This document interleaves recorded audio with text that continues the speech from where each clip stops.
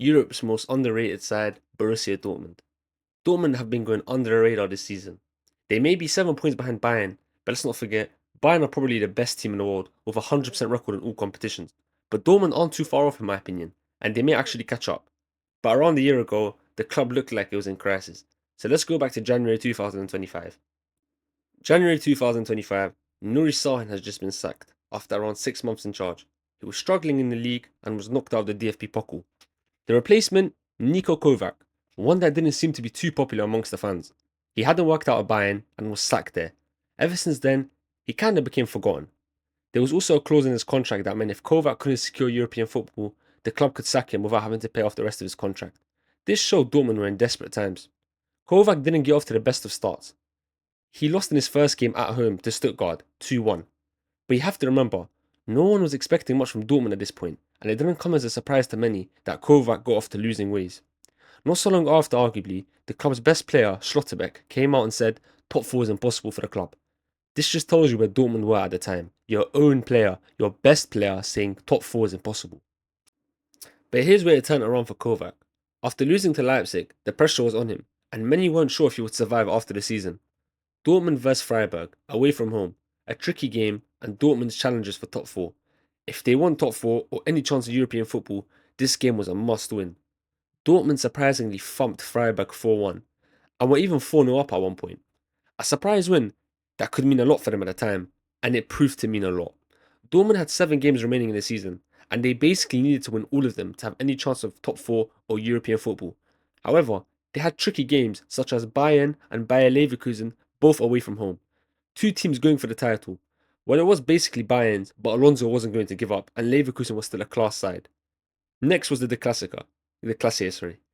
Bayern were at home and heavy favourites. However, Dortmund surprisingly took the lead through Maximilian Bayer, but Bayern responded with two Gnabry goals off the bench.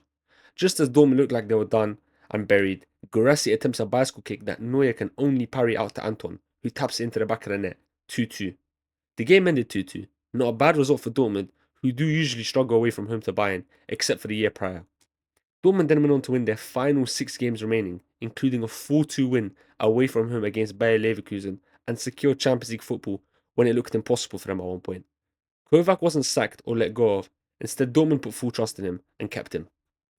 In the summer transfer window, Dortmund bought Joe Bellingham, Chukwuemeka and Fabio Silva.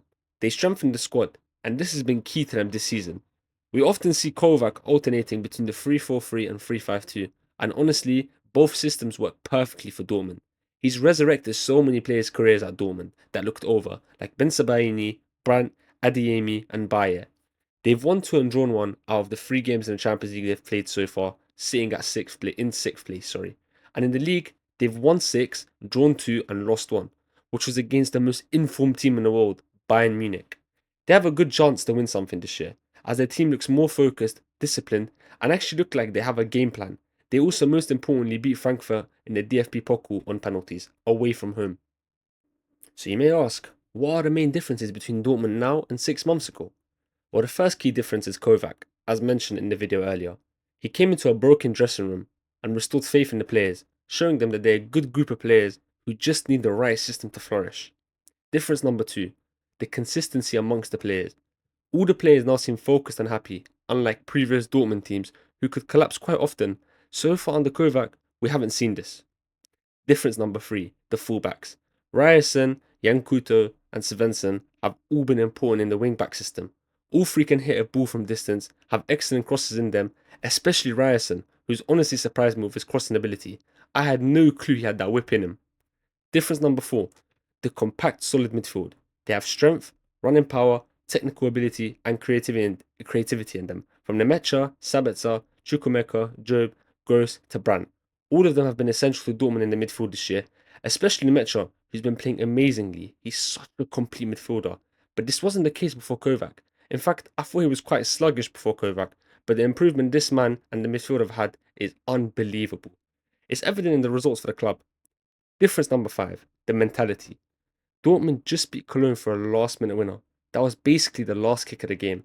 Bayer hit a low driven shot that went past the keeper and went in. Cologne were very defensive, but Dortmund remained patient and didn't get frustrated, which is very important in football, and they could have easily thrown the toys out of the bag and come away with no points. And we've seen Dortmund do this in the past. They get frustrated. They don't have the mental, how do I word it? They didn't have the discipline to stay in the game, and they would often lose. But this year things look different, and I think they're actually going under the radar. I know it's early days, but this is one of the strongest Dortmund sides in a while. And they are underdogs this year, going under the radar.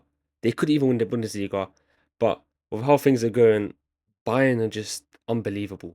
They're still 100% at this stage of the year, and we're in November.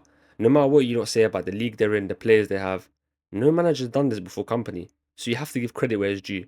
But Dortmund, they have a really good core in Kobu, Schlotterbeck, Nemecha, and Gurasi. Other players are also playing incredibly well. This year, if they keep up the form, they could potentially win the league, but they have to hit Bayern drop off. I do think it'll be an interesting title race, and I don't think Kovac will let Bayern run away with it, as he's got some personal issues with them as well in the past. He did not get along with anyone at the club, and the fans dislike him. That's the end of the video, everyone. Thank you for watching.